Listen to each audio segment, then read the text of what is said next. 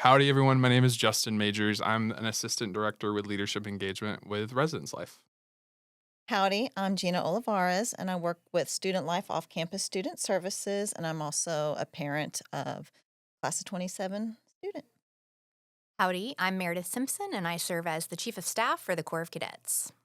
Howdy, I'm Jamie Spriggs. I'm a class of 27, and I'm a Howdy Week ambassador. Awesome. So nice to have everybody here. I know we're representing a lot of different areas. First question for you all. So, before you get to campus, what is the primary thing we need to have people bring when they're doing check-in, move-in, all of Okay, so as a parent who's gone through move in twice, because College Station does get very crazy around move in, I suggest pack up some cleaning supplies ahead of time, bring it with you, maybe have a cart, a wagon, because those items are hard to get from the residence halls or the apartment complexes as well. And maybe just a couple non-perishable food items to get them through the first couple of days so that they're not having to fight the crowds while they're in the stores. Yeah. I second the wagon. Moving things around campus is so important. But I would also say a lot of our students bring things they won't necessarily end up wearing or using. And I think students forget how many free t-shirts they'll pick up and how many things. And so they bring a lot of clothes only to find out they don't need them. So I would say think about a wagon and think through what goes in that wagon as you're getting planned to get here. My biggest tip is a water bottle because it's hot. And so make sure Yes. you have that. We don't have elevators in all of our buildings, so make sure that you're staying hydrated when you're moving things. We kind of touched on it, but what are some mistakes or some things that people maybe bring that they don't need to bring to move in? And like, what's some like pro tips if you've been through the process? I would suggest an item to bring because of the rain and the flooding that we get is a good pair of rain shoes, waterproof shoes, something to protect their backpacks or their technology items so that if it does rain, their items are protected. Absolutely. I kind of think that decorations can wait because Hmm. moving in my freshman year, we brought so much decorations and that took so much time. So instead of having like a million different picture frames, I had this like picture frame thing that was like electronic and had picture frames on it, like pictures on it. So that takes up so much space and storage, and instead you can focus on, minimizing the clothes that you bring and the shirts that you don't actually wear, and then like working on the organization skills because you don't realize like how different a space it is until you Hmm. get there. Absolutely. I agree with that. I think my biggest thing is I did not communicate with my roommate when I moved to campus. So we had like double fridges, Oh, double yeah. microwaves. Yeah. And so, like, have that Yep. conversation, especially if you have a roommate, to figure out what am I bringing, what is shared, what are we going to take turns using. So that was my biggest thing. Mhm. With that, we've made it through move in. So now we're a couple weeks out. What is your advice to parents, family members, and communicating with their student if the student's experiencing homesickness? What do you recommend for that? So, I experienced homesickness a lot my first semester, and my parents and I are very close, and so that was a huge struggle. But growing up, I always went to like summer camps, so we kind of put it in perspective of like, you're at college, but my parents are going to visit me in 2 weeks at a football game, so it's like 2 weeks of summer camp Hmm. until they come, technically. And then I love my dog back at home, so my parents would send me pictures of my dog, and then the other big thing that kind of helped was my parents would both send me, like, text messages saying, "Hey, just checking in. We love you. Hope you're having a great day." And so just, like, thinking about them and, like, acknowledging, like, "Hey, even though we're distance away, Hmm. I'm still here with you, and, like, you still have us." Yeah, So, absolutely. yeah. That's a great point. I think having some sort of regular communication cycle set up before you get to that homesick Hmm. Yeah. time Absolutely. is really important. I've seen a lot of students and parents who, if they don't see them that weekend, Yeah. they call. It's a Sunday at 6 o'clock. We always FaceTime, Mhm. unless I've just been there. Mhm. That kind of thing, and it just sets up a regular communication so everybody's expectations are managed.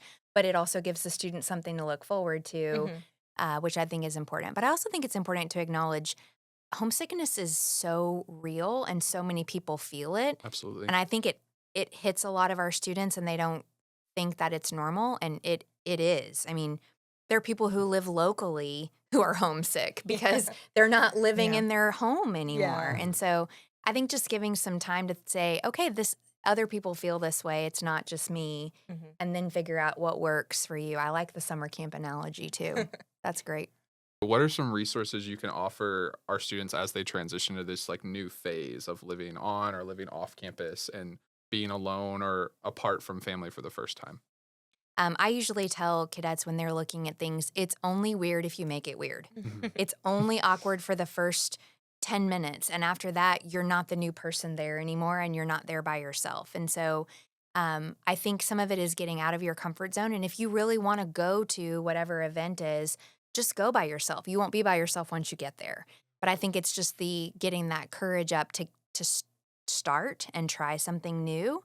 But also know that not everything is going to work, and that's okay. Mhm. You can go to an event and realize that wasn't for you or those weren't your people. Doesn't mean you quit trying. You try something different, and you look at a different activity and you look at a different time of day or a different group of people until you find it. And it's going to take a little while.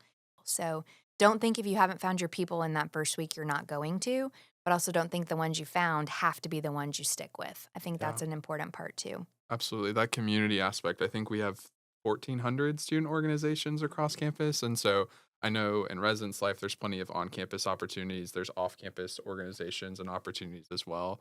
Any other resources that y'all could think of that could be helpful? I would just give the suggestion of like, first of all, in the first week, there's Howdy Week. Mhm. And Howdy Week is such a fun week full of activities that are built for students to get involved and to, get excited about what's to come. And so I would just say try everything. And I think one thing that we touched on during our new student conferences, because we have been tasked to present to the students as off campus student services, I don't think some of them will realize it is a difficult time to come back to campus to get involved once they leave campus. And so we want them to understand, hey, that's normal. But there are some resources. We have Instagram pages that you can follow to get some suggestions on activities, the calendar of events that they can participate in. So we just don't want them to feel that, okay, you live off campus and you're on an island by yourself.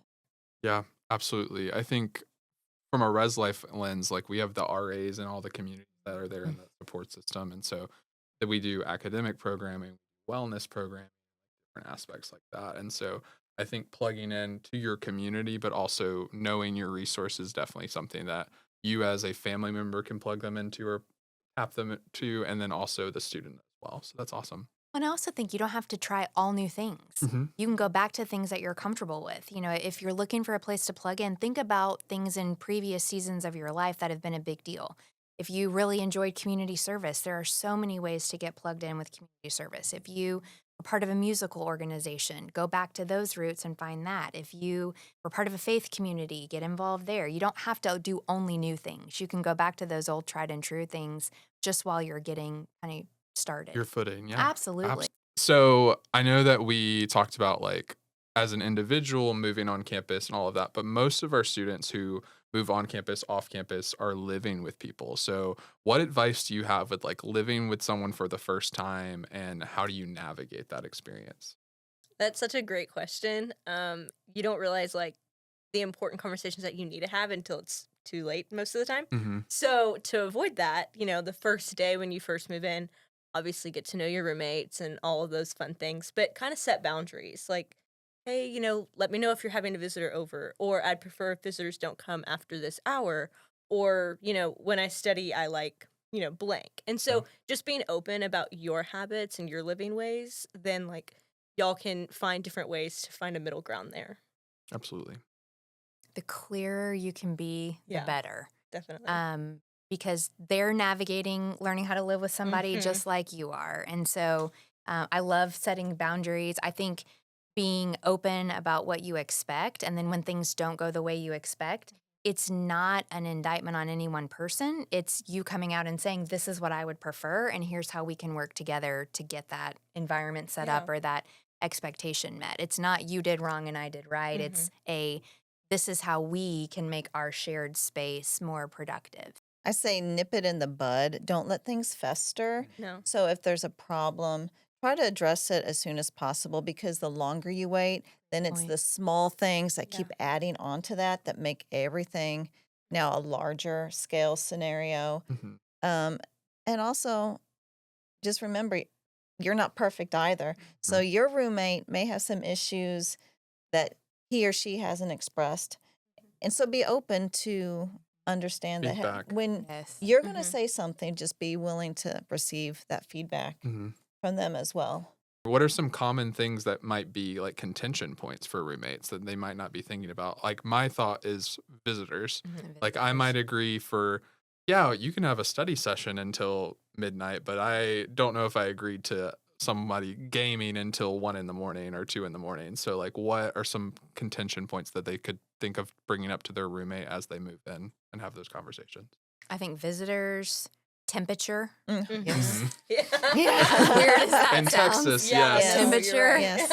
um, have that Yeah. conversation about, I do not sleep hot. I won't. Like I just won't. So, but I mean, I think temperature, I Yeah. think to some extent light too. Mhm. Yeah. If somebody has an early class and is turning on lights and making noise, or someone's staying up late. Mhm. And I think those are simple things that you don't realize. And then I think something around food too. Mhm. Are you in an off-campus facility where you're sharing cooking spaces? What are expectations around that? Are you in a dorm room with a little tiny fridge and one person's using all of the fridge for their things and doesn't have Absolutely. room? Mhm. I think those are just some opening things that you might want to consider that you probably haven't ever considered because you've been in a space that was larger Right. or that you shared with people who might have prioritized your needs, like Mhm. family over, a sibling. Yeah. Mhm. So Or think the through that. magic pantry, you go in, oh, Yeah. there's trash bags there. And now you're living on your own. Well, there's no trash bags. Yeah. What do we Right. Mhm. do? Right. Who's purchasing Who's it? Yeah. Is it me or So, purchasing? you? maybe have Exactly. a Mhm. rotation of like, Mhm. okay, I buy these items. Mhm. Next time you pick them up if Mhm. these are going to be shared items in the Great household. And point. on the trash issue, also like the responsibility of taking out the trash. Mhm. We can't just let that sit there. Yep. And so that's like an idea that I had my first year as well. Like, who's going to take it out? And so we kind of had a system, and those kind of like house responsibilities, like the dishwasher or like pet peeves, even. Mhm. So, like, my pet peeve is leaving dishes in the sink Yeah. that are dirty. Like, that's gross. So, to me, like, that's a topic like I wanted to share as well. And then the other thing I was thinking of is like noise, the noise Yeah. level. Yeah. So in a dorm, like, hey, I don't like loud noise after this time that I go to bed. Mhm. Or in an apartment, even like living room noise can share to your Mhm. bedroom. So Yeah. I think that's great, and I think the other thing we kinda hit on being direct and, like, nipping things in the bud. I think also compromise is Yes. big in yeah, these situations, Yes. yeah, and so realizing, like, you might have your own space at home or you're used to like, family, relatives, folks helping you with things, but in this space, you might compromise and need to be the one that takes out the trash every once in a while for or sure. cleans up after yourself and Yeah. figuring out those dynamics as well. Yeah. In terms of like looping back with things, so finances can be a point of contention and like stress for our students. And so, what advice do you have for them budgeting or considering like when they're thinking of what they're spending things on for the semester? What are some things they should consider or highlight for them? There are some budgeting templates on Aggie Search that they can download and kind of fill in some information to kind of help them with the budget, as well as some classes that they can take. Hmm. I'd like to tell our students you got to begin with the end in mind. So you got to think about what are you going to have in December from a finance perspective and then work your way back. So like is the money you're starting with now going to be what takes you all the way, or are you going to, is somebody giving you a monthly stipend? Do you have some sort of allowance? Did you work all summer and so this is all you have, and what do you need to get to December? Let's look to December and then work your way back. And then I think the next step down from that is there are things you have to purchase, there are things you need to purchase, Hmm. Yeah. and there are things you want to purchase. And so making a little bit of an adultier adult decision about I want to do these things, but I need to do these. Hmm. And having the maturity to realize, okay, maybe I don't do that this week, but next week I could because I'll have some more money then, or my financial aid refund will have come in, or something like that. It's learning how to get a little bit of delayed gratification, so to speak. Use those critical thinking skills. Absolutely. Yeah, absolutely. For this, I think I'd share my personal experience. My first semester here, I spent the most money I've ever spent Hmm. on food, going out, Yeah. like, restaurants around town and stuff like that. So that kind of made me realize another way of getting involved is an on-campus job Hmm. or even not off-campus job because, there's college students there, people there. Like I've made a lot of friends through that route. And then that kind of helped me continue to get an income and then make up for everything that I've lost. Yeah. So that's my student opinion. Yeah. I think we also have resources across campus. I know there's the 12th can.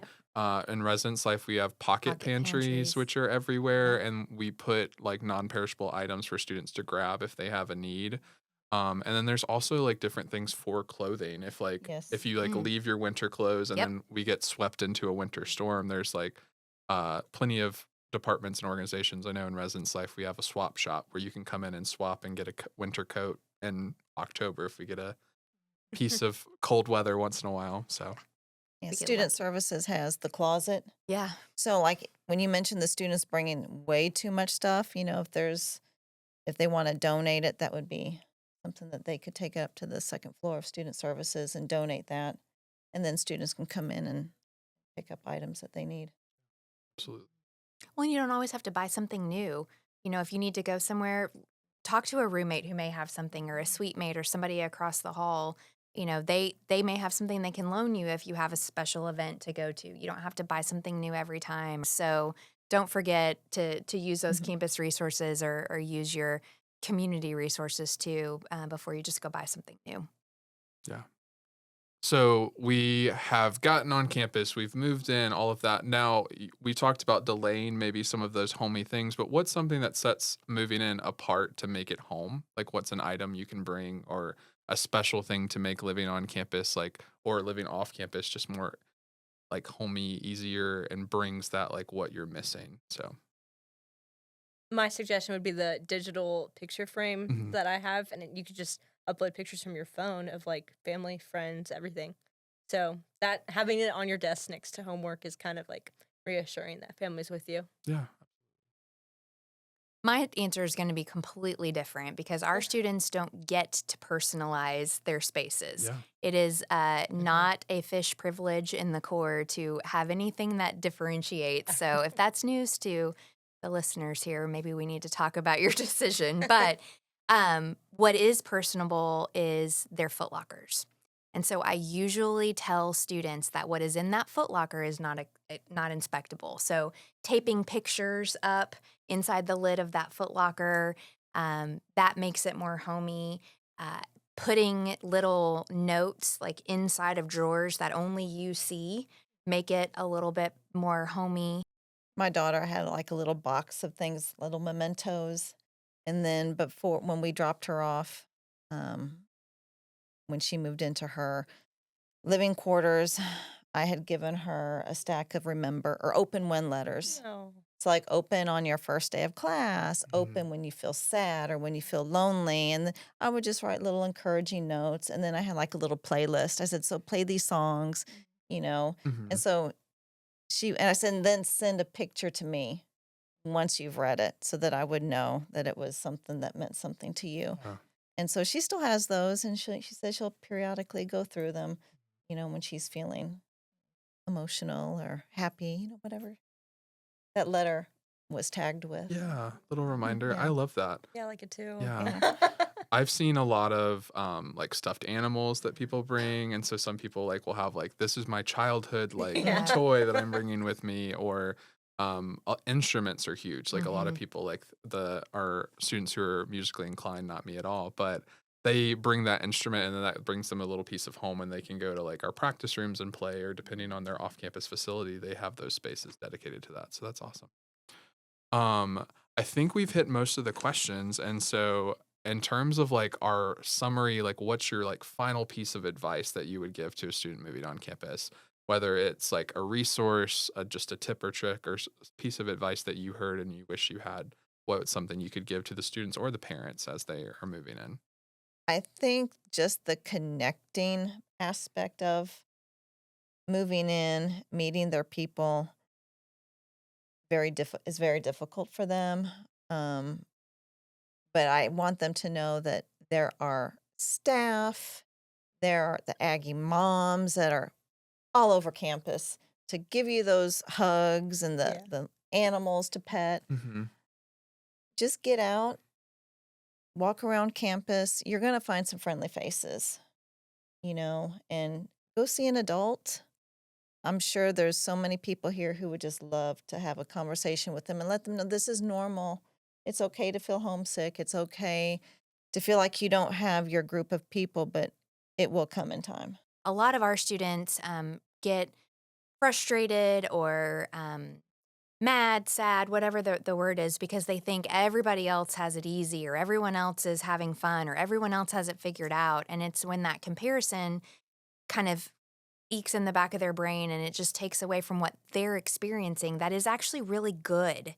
Because if you're only comparing what you have against someone else's, you're missing the good that you have. Mhm. And so I would say, like, it's okay. You've never done this before. It's okay for it not to be smooth. But when it isn't smooth, don't think that you're the only one or that comparison is going to kill your joy. Still find goodness in everything you're doing on campus, off campus, classes, friends. Look for the good because it's definitely there. Definitely on this campus. It's Mhm. easy to find if you look. From a student perspective, I would say like the first time getting involved with something, if it doesn't work out, that's okay. There's so many student organizations out there that you can try multiple of them Mhm. and then really find your one. So if it doesn't work out the first time, that's okay. Like you can start over multiple times with your time here. Yeah. I think for me, my practical advice, if you're moving in on campus, it's probably going to rain. It's happened pretty much every year, so bring an umbrella, because you're gonna get soaked. I think from the other thing, I am big on like the power of choice. So you're gonna Mm. choose your experience, and so know that if your first day moving in, there things are going awry, or your first like you go to your first class and you went into the wrong classroom, like you're choosing how that's going to affect your day, and so make a decision to let it roll off and move forward, because everywhere you go there's a howdy and a hey, and we're here to welcome you into this community and this Aggie family. And so don't be afraid to do that, and we would love to have you in all of our different spaces, whether it's off campus, on campus, Corps of Cadet, plenty of student orgs, and so it's a really cool opportunity to come to campus and be involved. So that is our podcast today. I hope you get all this wonderful information about move-in and some of the resources and our tips and tricks. I want to thank our panelists, this group, for being here, and thank Student Life for hosting this opportunity. If you want more information, it's down in the description box below. I know we have plenty of resources for off-campus, on-campus, core, and ways to get involved. And with that, I hope you get everything you need. Thanks and gig 'em.